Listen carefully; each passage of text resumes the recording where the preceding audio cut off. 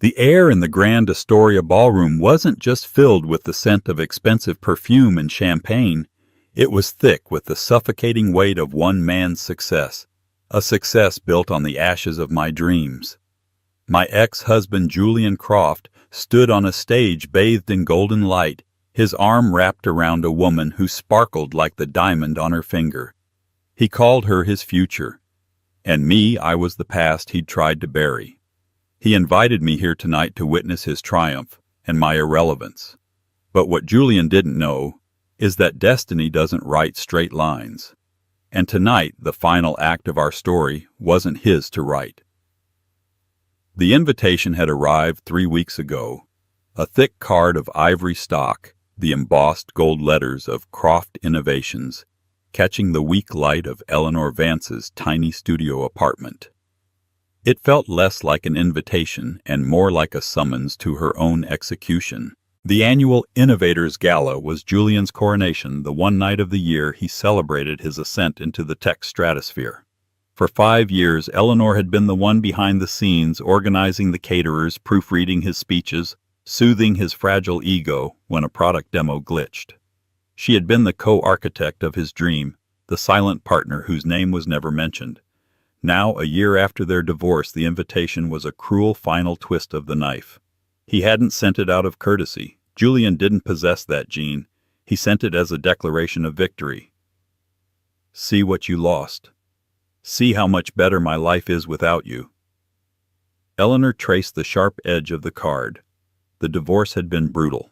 Julian, with his team of shark-like lawyers from a top Manhattan firm, had argued that her contributions were emotional, not financial. The pre-nuptial agreement she'd signed in a haze of love and trust was ironclad. He got the gleaming penthouse overlooking Central Park, the portfolio of stocks that grew with every breathless news report about his company, the life they had built. She got a court-ordered pittance, most of which was devoured by her own legal fees and a profound bone-deep sense of being erased. Her life now was a study in contrasts. She worked as a research assistant at the New York Public Library's main branch, a quiet, dusty job that she loved for its anonymity and proximity to stories far grander and more tragic than her own. Her apartment in Queens was small, with a radiator that hissed like a cornered snake and a window that looked out onto a brick wall. Her biggest financial decision each month was whether to buy the expensive organic coffee that reminded her of her old life, or to put that money toward the ever-present student loan debt she'd accrued for the art history degree Julian had once called a charming but useless hobby. Her best friend Maria had been aghast when Eleanor said she was going. "Are you insane, Elle? Why would you subject yourself to that? He'll be there with her." Her was Isabella Romano, the daughter of an Italian luxury goods magnate. Isabella was everything Eleanor was not. She was a fixture on page 6, photographed at galas in Milan and yacht parties in Monaco. Her Instagram was a curated gallery of impossible beauty and effortless wealth. Julian had left Eleanor for her a classic humiliating trade-up, the quiet, supportive wife for the glittering socialite trophy. "I have to go, Maria." Eleanor had said, her voice firmer than she felt. "If I don't, he'll think I'm hiding. He'll think I'm broken. I just want to walk in, show my face, and prove that my world didn't end when his got bigger." It was a lie, of course, or at least only a half-truth. Her world had crumbled, but a tiny defiant cinder still glowed within the wreckage. She refused to give him the satisfaction of knowing he had extinguished it completely. So here she was, standing in the marble-floored lobby of the Grand Astoria Hotel, feeling like a ghost. She had spent 2 weeks' salary on a simple, elegant navy blue gown from a consignment shop. It was beautiful, but next to the couture creations sweeping past her, it felt like a school uniform. Her hair was styled in a simple chignon, a trick she'd learned from a YouTube tutorial. Her only piece of jewelry was a pair of small pearl earrings, her grandmother's. Walking into the ballroom was a physical blow. The scale of it was breathtaking. Crystal chandeliers, each the size of a small car, cast a diamond-like shimmer over the 1,000 guests. A string quartet played softly in the corner. Waiters weaved through the crowd with trays of champagne and impossibly delicate canapes. And everywhere, at the center of it all, was the Croft Innovations logo projected onto walls etched into ice sculptures and emblazoned on a massive banner behind the main stage. Eleanor clutched her small handbag and kept to the perimeter, her heart a frantic drum against her ribs. She saw faces she recognized: tech journalists, venture capitalists, city officials Julian had charmed. A few of them met her eyes, their expressions a fleeting mix of pity and discomfort, before they quickly looked away. She was a relic from a past administration, a footnote in the grand biography of Julian Croft. Then she saw him. He was holding court near the stage, a magnetic center of gravity in a room full of powerful people. He looked incredible, dressed in a custom Tom Ford tuxedo that probably cost more than her apartment's annual rent. But it was the woman on his arm who stole the air from Eleanor's lungs. Isabella Romano was even more stunning in person. Her dress was a cascade of silver sequins that seemed poured onto her perfect figure. A diamond necklace, the famed Star of Sardinia, that had been all over the society pages, glittered at her throat. She laughed a musical tinkling sound and leaned in to whisper something in Julian's ear. He smiled a genuine, unguarded smile of the kind Eleanor hadn't seen in years. He looked down at Isabella with an adoration that was both a performance for the crowd and sickeningly real. He was parading his new life, his new bride, his new level of existence.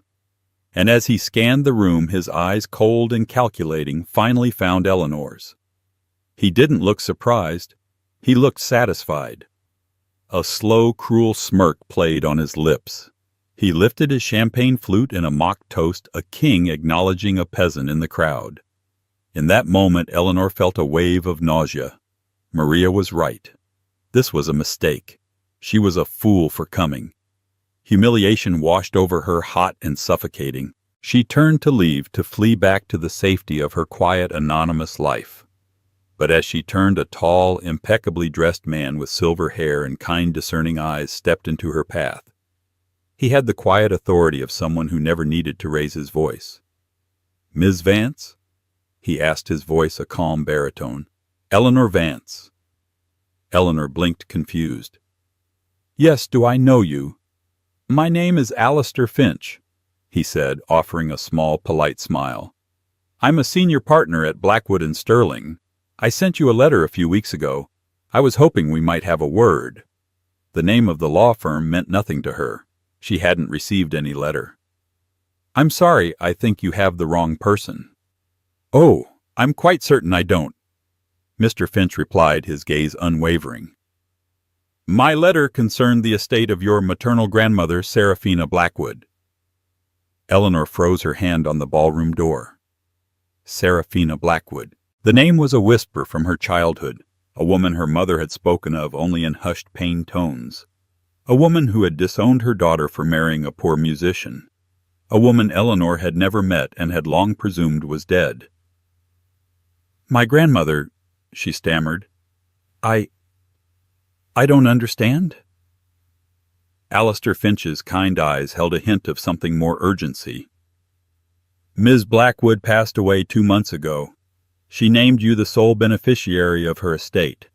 An estate of considerable size. The letter was an attempt to contact you before the public probate filing. It seems you've been rather difficult to locate." He glanced around the opulent ballroom, a hint of disdain in his expression. "I must admit this is not where I expected to finally find the heiress to the Blackwood fortune." The world tilted on its axis. Heiress, fortune, Seraphina Blackwood.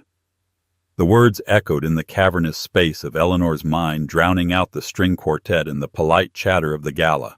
She stared at Alistair Finch, a man who looked as though he'd stepped out of a different century, his tailored suit and quiet dignity a stark contrast to the flashy tech money glamour surrounding them. "That's impossible," she whispered, her voice hoarse. "My mother told me her family wanted nothing to do with us. They cut her off completely." "Your mother, Catherine, was indeed estranged from Seraphina." Alistair confirmed, his tone gentle but firm. "However, you are her only living direct descendant. Seraphina was a complicated woman, Ms. Vance, but she was meticulous. Her will is unequivocal." He deftly guided her from the ballroom's main entrance to a quieter adjacent corridor lined with portraits of stern-faced hotel founders. The noise of the party faded to a dull roar. "I don't understand," Eleanor repeated, shaking her head as if to clear it. "Why now? Why me? She never even met me." "She followed your life from a distance," Alistair explained, "through private channels. She knew of your academic achievements, your marriage to Mr. Croft, and your subsequent divorce. She had specific instructions in her will provisions that were to be enacted upon her death." He paused, his gaze intensifying. "The Blackwood estate is not just a matter of finances, Ms. Vance. It comprises a controlling interest in Blackwood Holdings, a global conglomerate with assets in shipping, real estate, and philanthropy. Its net worth is substantial." He used the word substantial in the way one might describe the Pacific Ocean. Eleanor leaned against the wall, her knees feeling weak. All those nights she'd spent agonizing over her grocery bill, carefully portioning out leftovers, mending clothes she couldn't afford to replace. It felt like a scene from a cruel play. "There is, however, a condition," Alistair added, his voice bringing her back to the surreal present. "A test of sorts." Of course there was. A life-altering inheritance from a ghost of a grandmother couldn't be simple. A test. Serafina valued character above all else. It was in her eyes the only true currency. She believed that great wealth could either build or destroy, and she would not see her legacy used for the latter. Her will stipulates that before you can take full control, you must demonstrate the very qualities she felt your mother lacked: resilience, discretion, and fortitude. She designed a final posthumous evaluation. Eleanor stared at him, bewildered. "And what is this evaluation?" Alistair glanced back toward the ballroom where the lights had dimmed slightly, signaling the beginning of the evening's formal program. Julian would be taking the stage soon. She knew about this gala. She knew your ex-husband would be celebrating his success, likely at your expense. Her instructions were explicit. She wanted to see how you would conduct yourself in the face of public humiliation, whether you would retreat in defeat or stand your ground with dignity. He looked directly into Eleanor's eyes. "Tonight, Ms. Vance, is your test."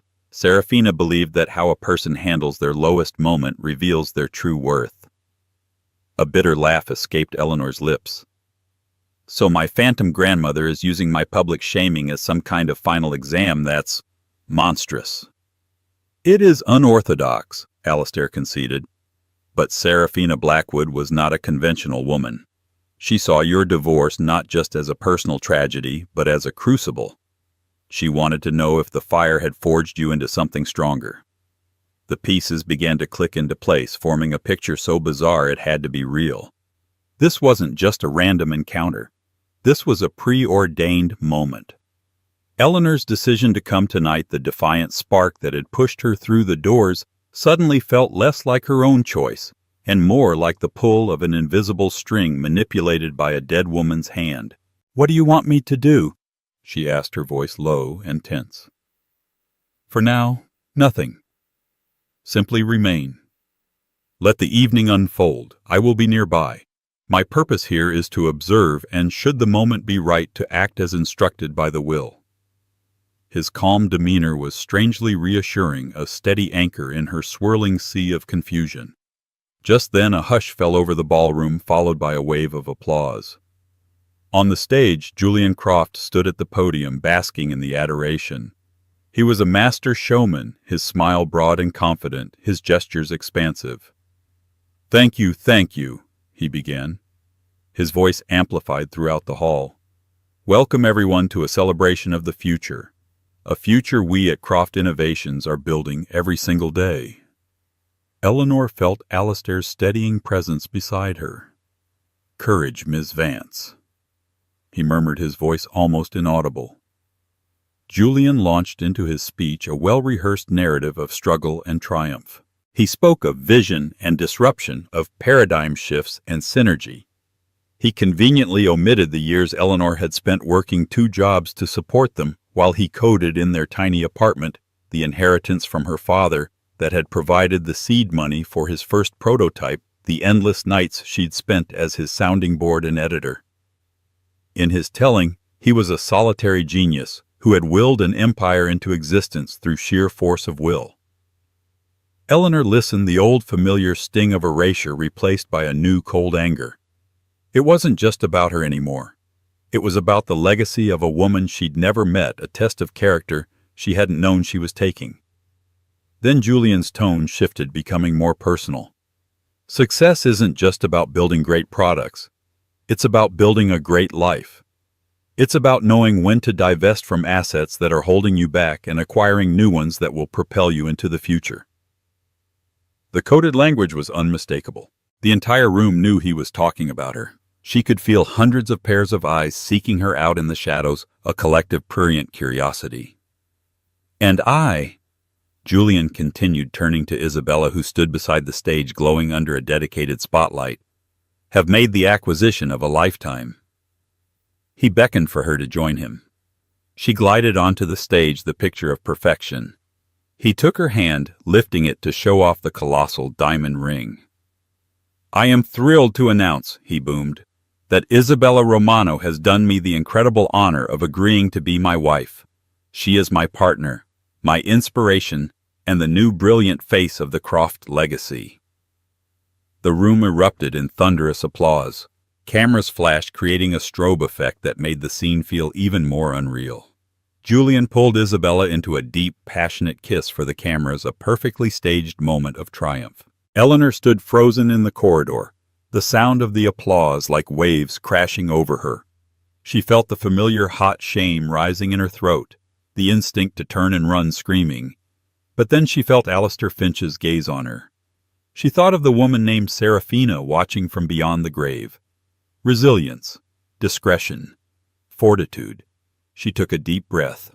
She would not run. She would not cry. She pushed herself off the wall, straightened her simple navy dress, and with a quiet determination she didn't know she possessed, she stepped back into the ballroom. She would see the end of this test. Returning to the main ballroom was like diving back into a shark tank. The air was electric with the news of Julian and Isabella's engagement. People were clinking glasses, offering congratulations, and stealing glances at Eleanor, the ghost of Julian's past. The whispers followed her as she moved toward a small, unoccupied table near the back. That's her, the first wife. God, how embarrassing for her to be here. Did you see her dress, poor thing? She looks so plain. Julian really upgraded, didn't he? From a librarian to a Romano. Every word was a tiny paper cut. In the past, they would have bled her dry. Tonight they were annoyances, distractions from the monumental secret she now carried. Alistair Finch had given her an invisible shield. His revelation hadn't magically erased her pain, but it had reframed it. This was no longer just her personal humiliation. It was a scene in a much larger play, and she was unexpectedly its lead actor. She sat at the table taking a glass of water from a passing waiter, her hands steady. She watched Julian and Isabella move through the crowd.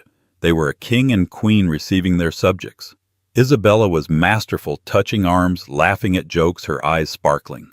She was performing the role of the perfect fiancée, and Eleanor had to admit she was good at it. She looked over at Julian and Isabella, feeling his gaze, leaned in and kissed him again, a possessive, deliberate act, clearly meant for Eleanor to see. Alistair Finch materialized at her side, as silent and sudden as a shadow. You are handling this with remarkable composure, Ms. Vance, he observed quietly. I'm running on adrenaline and utter disbelief. Eleanor confessed, not taking her eyes off the scene. Is this what my grandmother wanted? For me to sit here and endure this? She wanted to know if you had the strength to endure it without breaking, he clarified. There is a difference.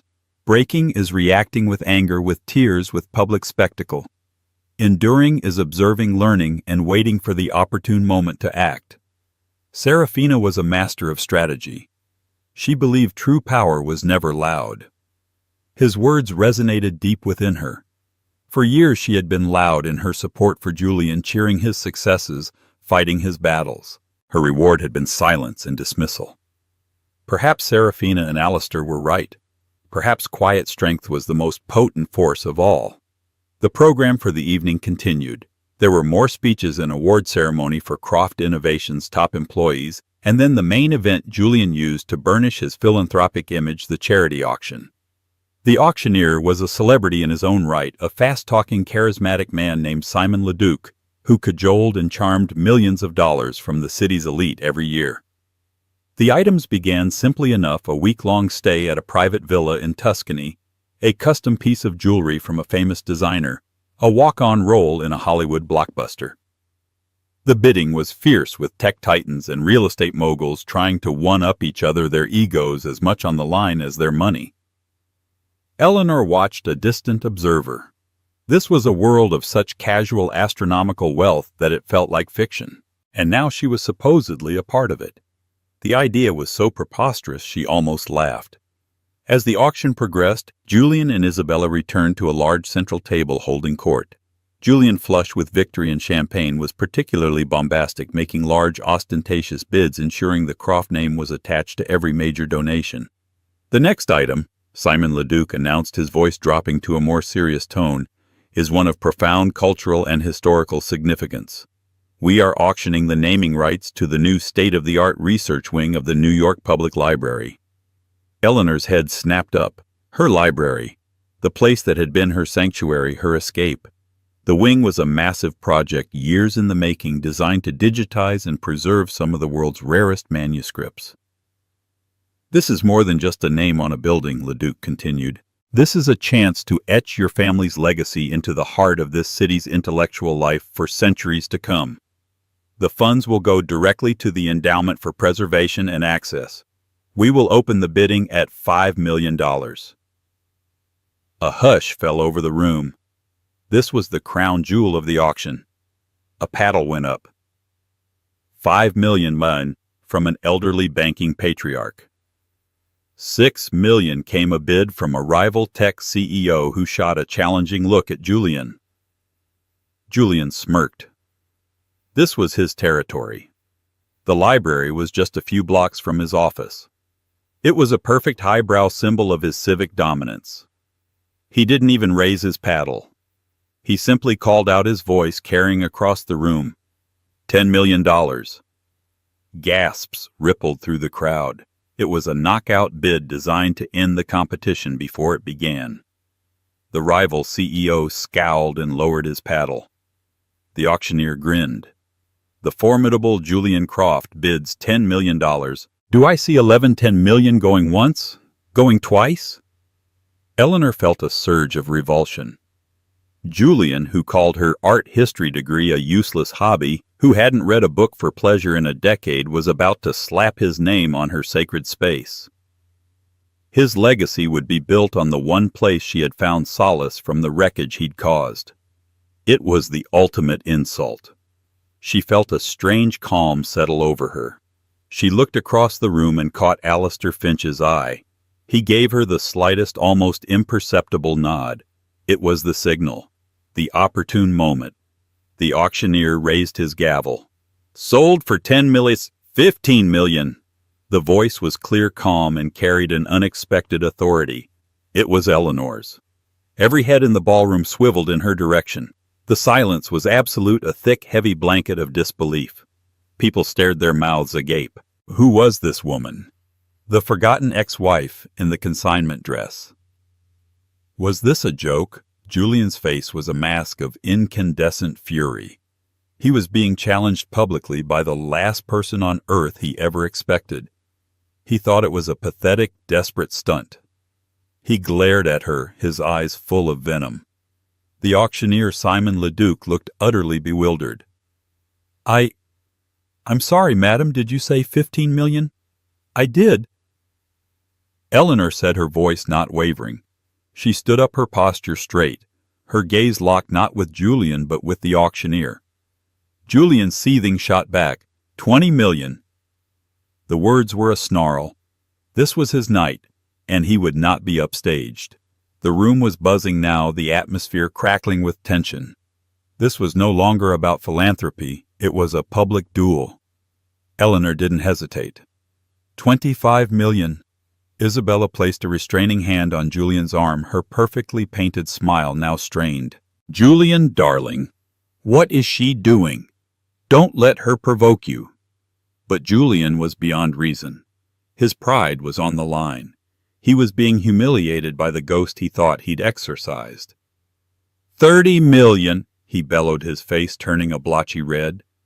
"And let's see if she can provide proof of funds for her little joke." A murmur of agreement went through the crowd. This was clearly a fantasy. The woman probably didn't have $30,000, let alone 30 million. Simon Leduc looked at Eleanor, his expression a mixture of pity and professional obligation. "Madam, Mr. Croft raises a valid point. For a bid of this magnitude, the House does require verification." Before Eleanor could speak, Alistair Finch stepped forward from the shadows. He moved with the unhurried grace of a man who owned every room he entered. He handed Simon Leduc a simple, elegant business card. "My name is Alistair Finch, senior partner at Blackwood & Sterling," he announced, his voice cutting through the din with effortless authority. "I am the executor of the Blackwood estate. I can personally vouch for my client's funds, not just for 30 million, but for considerably more." He turned to Eleanor. "Ms. Vance, the bid is yours if you wish to continue." Eleanor looked at Julian's apoplectic face. She saw the confusion, the rage, the dawning horror that his perfectly controlled world was spinning off its axis. She didn't feel vengeful. She felt powerful, a quiet, steady power that came from within. She addressed the auctioneer, her voice ringing with newfound confidence.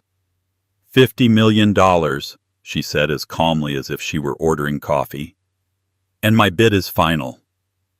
The words $50 million hung in the air, seeming to suck all the oxygen out of the Grand Astoria ballroom. A collective audible gasp swept through the 1,000 guests. It wasn't just a number. It was a statement of power so immense, so utterly unexpected, that it defied comprehension. Julian Croft stood frozen, his hand still in the air from his last bid, looking as if he'd been struck by lightning. His face, which had been red with anger, was now pale with shock. 50 million. It was a figure even he would feel. It wasn't just a donation. It was a significant portion of his liquid capital. To match it would be reckless.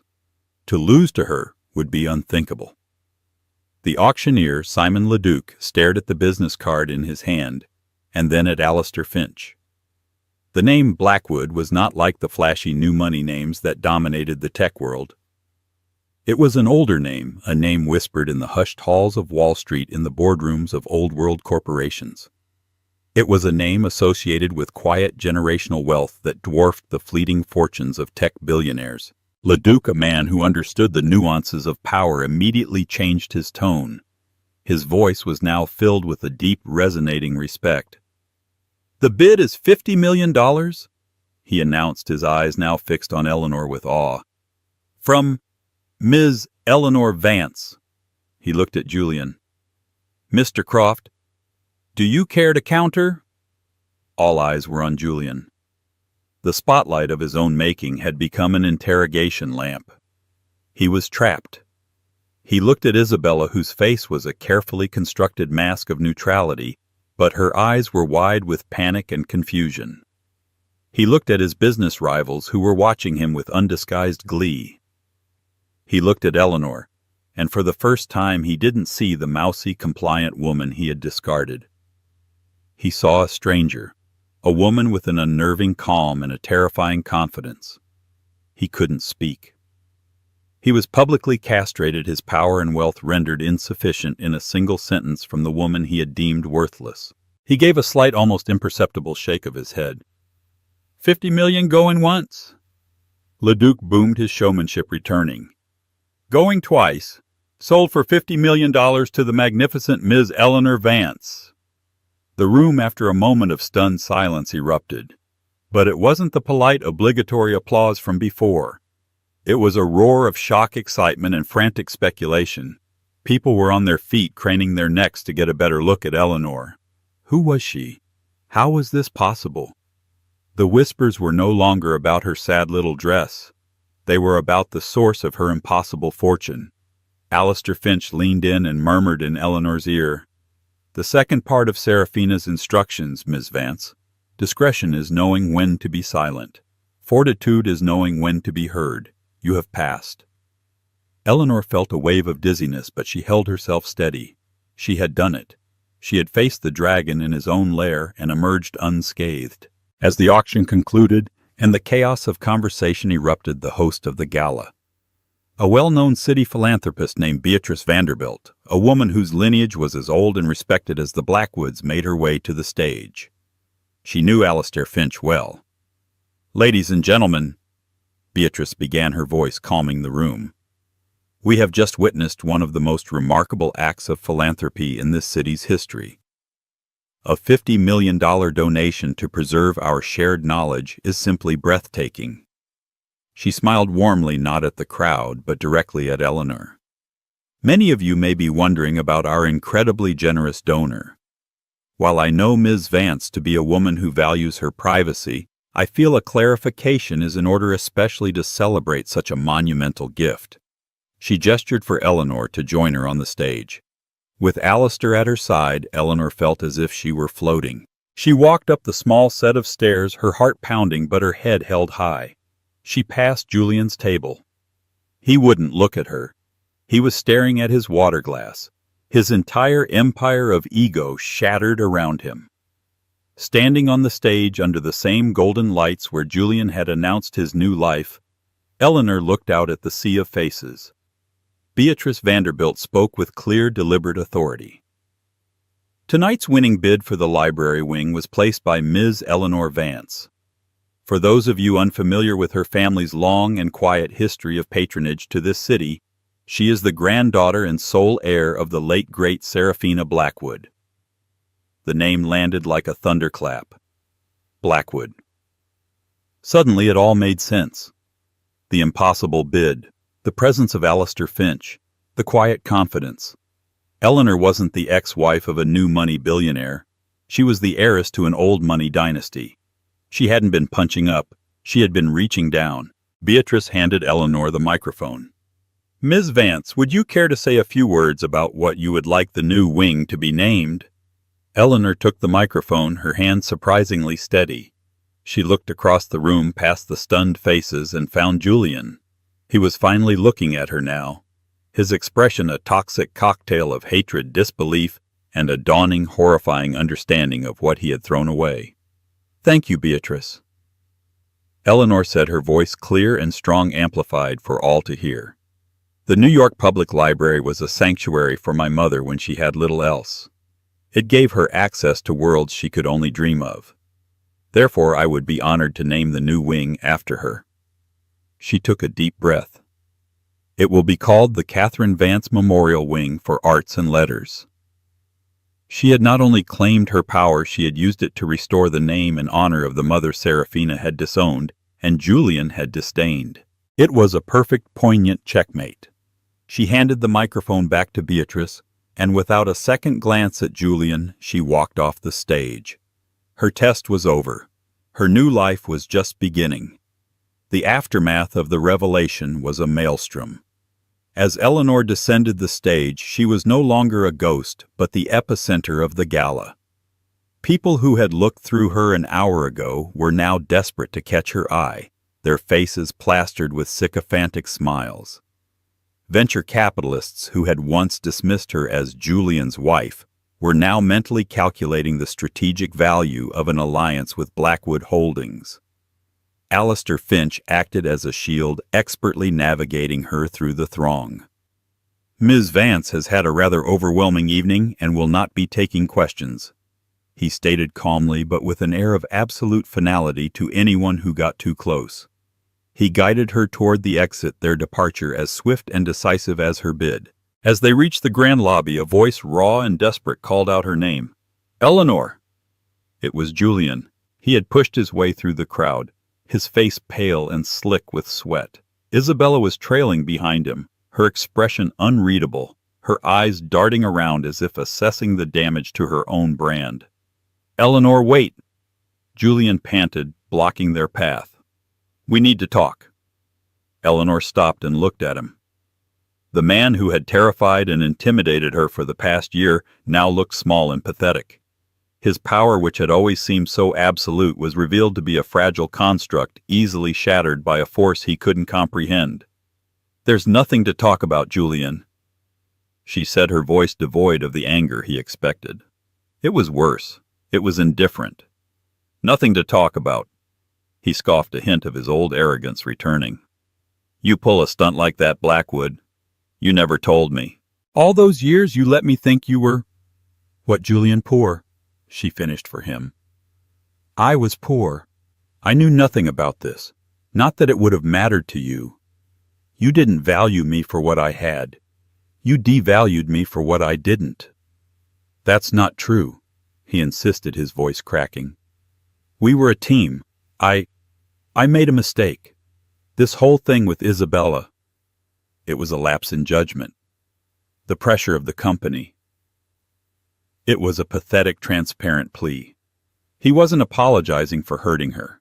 He was apologizing for miscalculating her net worth. Beside him, Isabella's face hardened. The lapse in judgment comment had not gone unnoticed. The luxury bride was discovering the price tag on her groom was subject to market fluctuations. "Your judgment is no longer my concern, Julian," Eleanor said coolly. "You have your new life. Please go and enjoy it." She made to move past him, but he grabbed her arm. "Eleanor, don't walk away from me. Think of everything we built." Alistair Finch took a half-step forward, his presence alone a warning, but Eleanor raised a hand to stop him. She could handle this. She looked down at Julian's hand on her arm and then back up at his desperate eyes. "You're mistaken," she said, her voice dropping to a low, cutting whisper that only he could hear. "I didn't build anything with you. I was the foundation you built upon. And when your building was tall enough, you decided the foundation was ugly and tried to bury it. But you forgot one thing about foundations, Julian. They are stronger than the structures they support." She pulled her arm free with a sharp, decisive movement. "Goodbye, Julian." She walked away without looking back. Alistair held the door open for her, and they stepped out into the cool night air, leaving the chaos of the gala behind. A sleek black town car, a Bentley with a discreet B on the hubcaps, was waiting at the curb. A driver in a crisp uniform held the door open for her. It was the Blackwood car. As she settled into the plush leather interior, she finally allowed herself to breathe. The adrenaline began to fade, replaced by a profound, trembling sense of release. She hadn't just won a bidding war, she had reclaimed her own narrative. Inside the ballroom, Julian Croft's world was imploding. His engagement announcement had been completely overshadowed. His grand philanthropic gesture had been turned into a public humiliation. The journalists present were no longer writing about his company's success. They were scrambling to write the story of the century, the secret Blackwood heiress and the tech mogul who cast her aside. "What was that, Julian?" Isabella hissed, her voice a venomous whisper. "You told me she was nobody. You told me she had nothing. I thought she was—" he stammered, running a hand through his disheveled hair. "How was I supposed to know?" "You're supposed to know everything," she shot back. "My father is going to hear about this. You made me, and by extension the Romano family, look like fools. We attached our name to a man who was publicly outclassed by his penniless ex-wife." The word penniless hung in the air, a mockery of the truth. Isabella wasn't angry because Julian had been cruel. She was furious because he had been stupid. He had discarded a queen for a princess, and in the rigid hierarchy of old money and power that was an unforgivable error. The foundation of their relationship, a merger of new tech and old luxury, had just developed a catastrophic crack. Julian watched Eleanor's car pull away, a symbol of a world he had brushed up against but would never truly enter. He had spent his life trying to climb to the top, only to realize he had pushed the owner of the entire mountain off the ledge on his way up. The unraveling had just begun. The days following the gala were a blur for Eleanor. Her name and face were everywhere. The story was irresistible, a tale of revenge, secret fortunes, and poetic justice. News outlets from the Wall Street Journal to People magazine ran features. They dubbed her the Quiet Heiress and the Ghost of Fifth Avenue. Paparazzi staked out her small Queens apartment, their long lenses a violation of the simple privacy she had once taken for granted. Alistair Finch and the Blackwood estate staff moved with swift efficiency. Within 48 hours, they had moved her into a secure, unlisted residence, a magnificent penthouse suite at the Carlyle, a hotel her grandmother had owned a majority stake in. It was a world of quiet luxury, of uniformed staff who knew her name but never stared, of panoramic views that stretched from Central Park to the distant silhouette of the Statue of Liberty. The transition was jarring. One day she was counting loose change for the subway, and the next she was signing papers that controlled assets worth billions. Alistair became her guide and confidant, patiently walking her through the labyrinthine structure of Blackwood Holdings. "Your grandmother was a formidable businesswoman," he explained one afternoon in the wood-paneled library of the Blackwood and Sterling offices. He gestured to a large framed photograph on the wall. It was the first time Eleanor had seen a clear image of Seraphina Blackwood.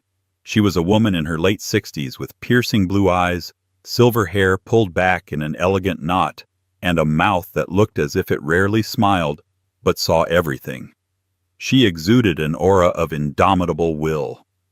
She took over the company from her father in the 1960s, a time when a woman in a boardroom was a novelty. Alistair continued. She tripled its value by diversifying into emerging global markets. She was ruthless in business, but her philanthropic efforts were her true passion. She just preferred to conduct them anonymously.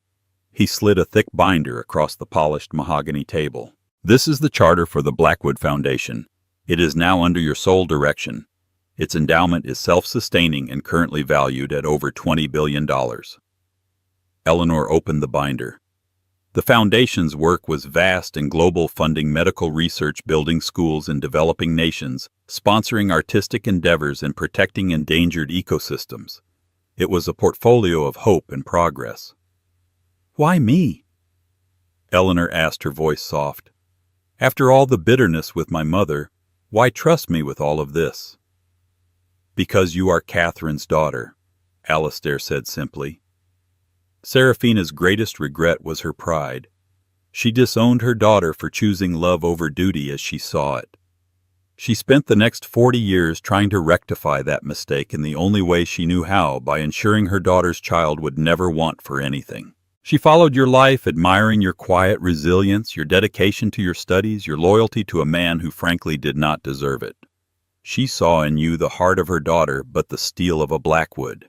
She believed you were the perfect synthesis. The weight of this legacy, this second chance for a grandmother she'd never met, settled upon Eleanor. This wasn't just money, it was a responsibility. It was a tool, and Seraphina had waited a lifetime to see what she would build with it. Meanwhile, Julian's world continued to crumble. The media narrative had shifted. He was no longer the brilliant tech visionary. He was the fool who fumbled a fortune. The story highlighted his callous treatment of Eleanor, casting a dark shadow over his carefully cultivated public image. His company's stock, once impervious, took a noticeable dip. Investors grew wary of a CEO whose personal judgment was so spectacularly flawed. Whispers of a board review began to circulate. The final nail in his coffin came from the Romano family. A short, terse announcement appeared in the press. The families of Julian Croft and Isabella Romano are announcing that the couple have mutually and amicably decided to end their engagement. The language was polite, but the message was brutal. Amicably unlikely. The Romanos had cut their losses, severing ties with a man whose brand had become toxic overnight. The luxury bride had been repossessed. Julian was left with a tarnished company, a broken engagement, and the public humiliation of having been on the losing end of one of the most dramatic stories of the year. One evening, a small hand-delivered package arrived for Eleanor at the Carlyle. There was no return address. Inside was a single worn, leather-bound book, a first edition of The Age of Innocence by Edith Wharton. Tucked inside was a simple handwritten note. Eleanor, I suppose this is what they call irony.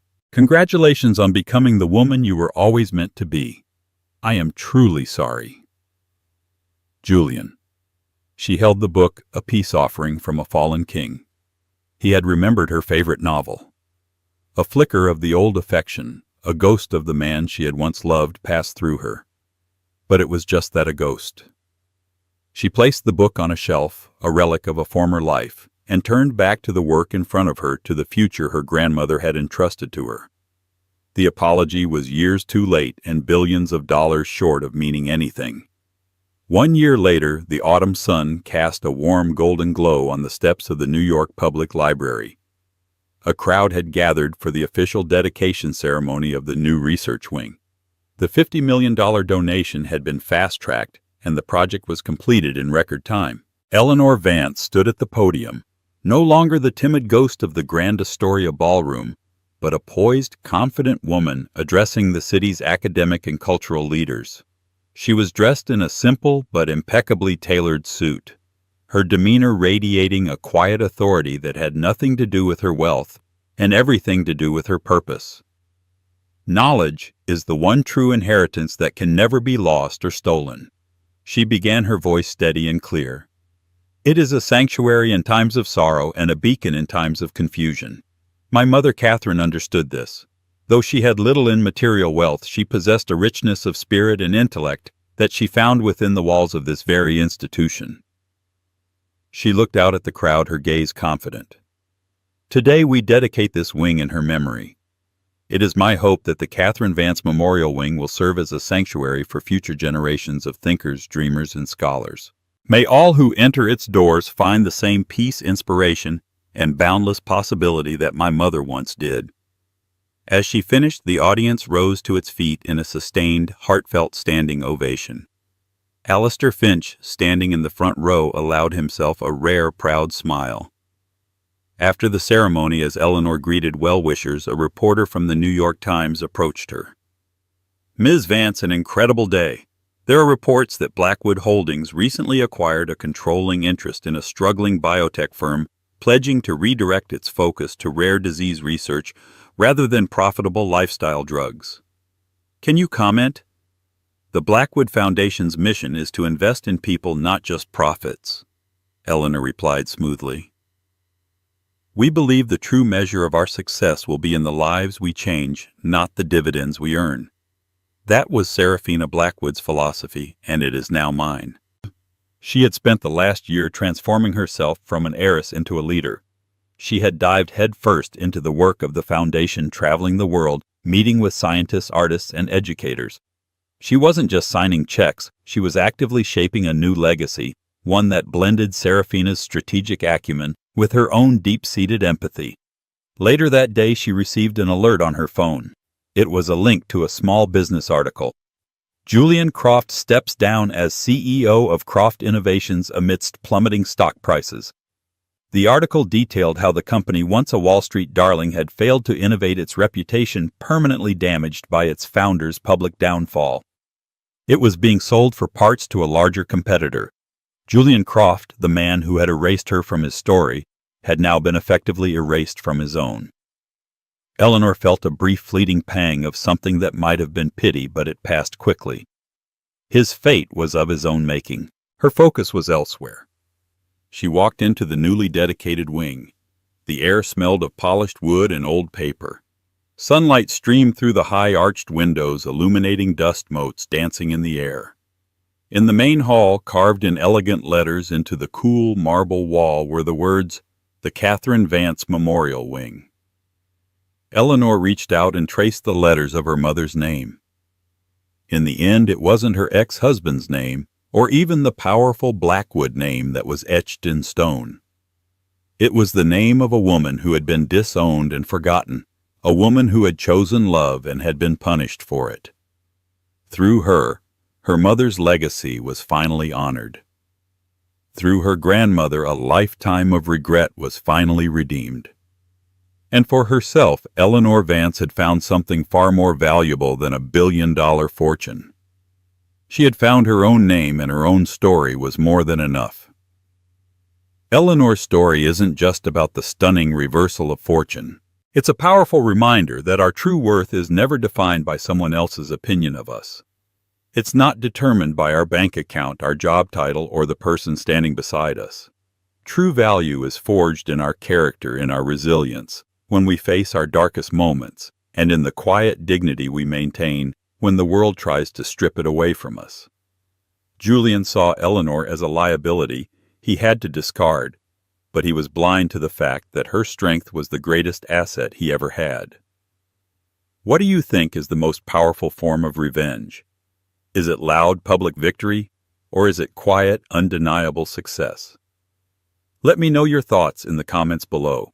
If this story resonated with you, please hit that like button, share it with someone who needs to hear it, and make sure you subscribe to the channel for more incredible true-life dramas.